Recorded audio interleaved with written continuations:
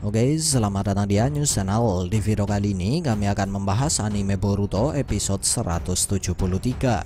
Sebuah episode yang akhirnya menjelaskan tentang tujuan utama dari perusahaan Victor, sekaligus menjelaskan alasan mengapa Victor mengembangkan sel Hashirama curian dari tempat penelitian Orochimaru.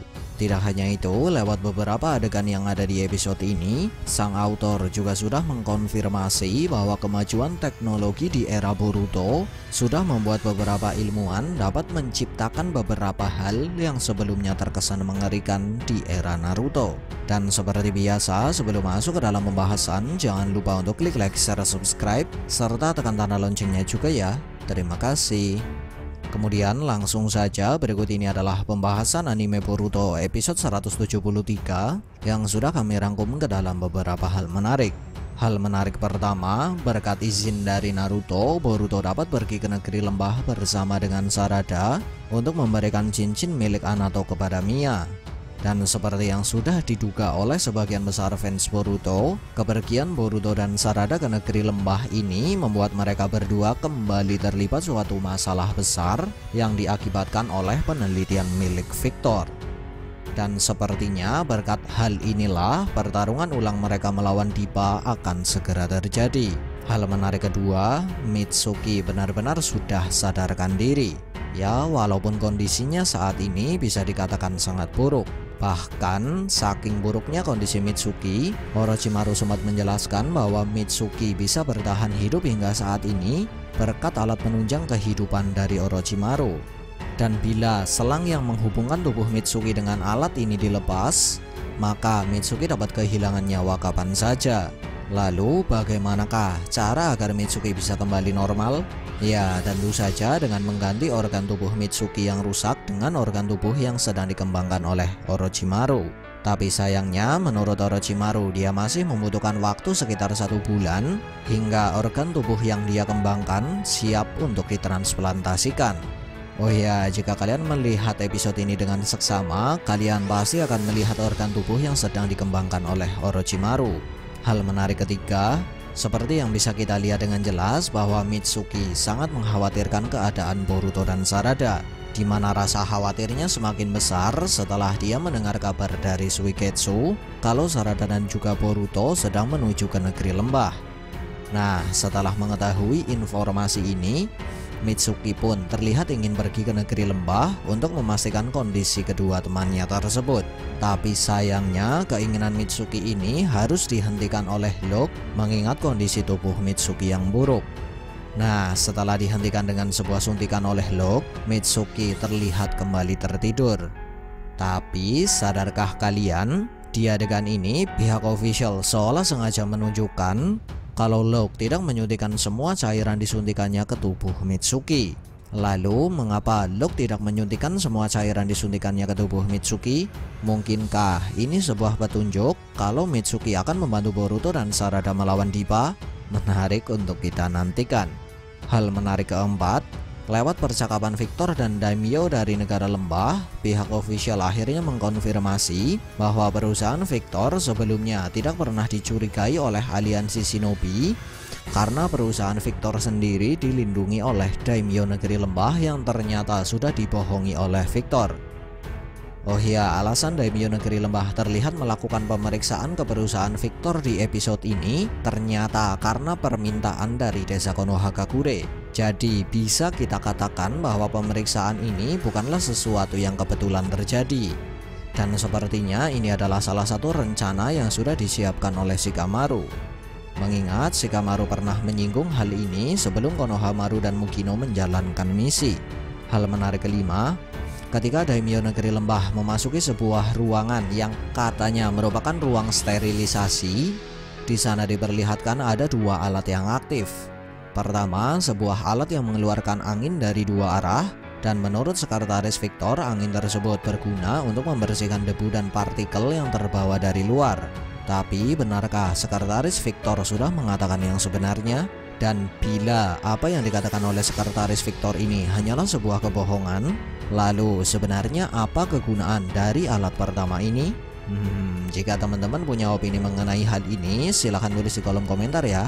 Kemudian alat kedua adalah sebuah alat yang terlihat memancarkan semacam sinar ultraviolet, di mana menurut Sekretaris Victor, sinar dari alat ini dapat membunuh mikroorganisme yang menempel pada pakaian.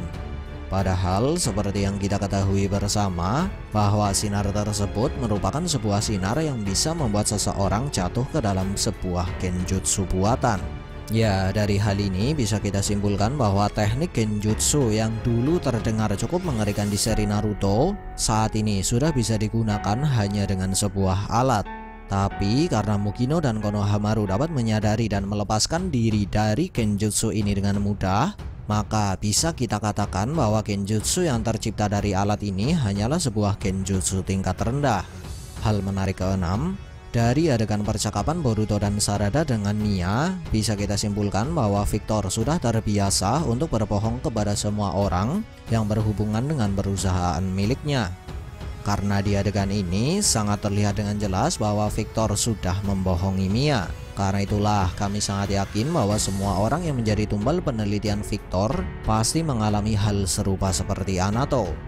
Hal menarik ketujuh, walaupun keamanan perusahaan Victor sangat ketat karena dilengkapi dengan keamanan berlapis dengan teknologi modern, tapi ternyata teknologi milik Victor sendiri belum bisa mendeteksi penggunaan jutsu seperti Henge no Jutsu yang digunakan oleh Mukino dan Konohamaru.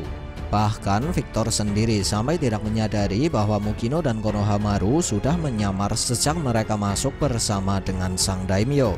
Hal menarik ke-8 dari gambaran yang diberikan di pusat penelitian Victor, bisa kita katakan bahwa cara Victor mengembangkan dan menumbuhkan pohon Shinju memiliki kemiripan dengan cara pohon Shinju tumbuh di seri Naruto, yaitu dengan cara menyerap dan memasukkan energi atau cakra orang lain ke dalam pohon Shinju.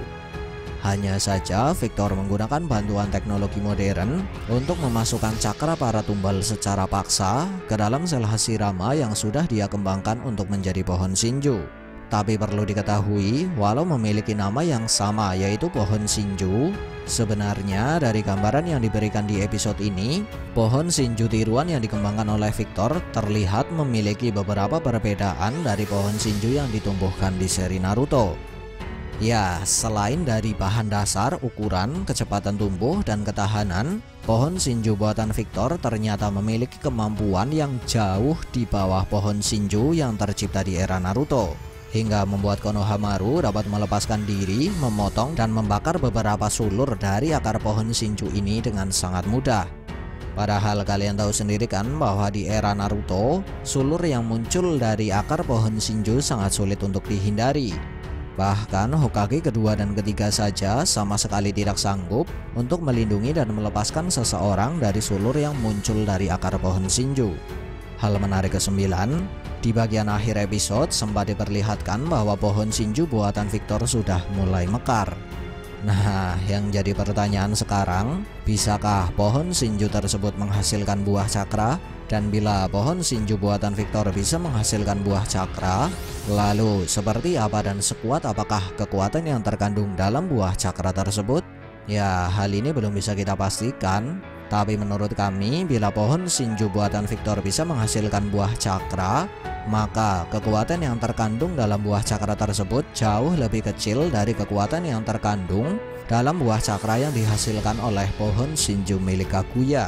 Oh ya, sedikit mengingatkan bahwa di versi manga, Amado sempat menjelaskan bahwa pohon Shinju bisa tumbuh ketika ada seorang Otsutsuki yang ditumbalkan kepada Jubi. Tapi ternyata, ya isi sendirilah. Kemudian seperti yang sudah kami jelaskan tadi, di era Boruto, pohon Shinju dapat ditiru dan diciptakan dengan bantuan teknologi modern. Lalu, bisakah Jubi ditiru dan diciptakan dengan bantuan teknologi modern? Mengingat Jubi sendiri adalah bibit pohon Shinju, dan Victor sudah berhasil meniru dan menciptakan pohon Shinju.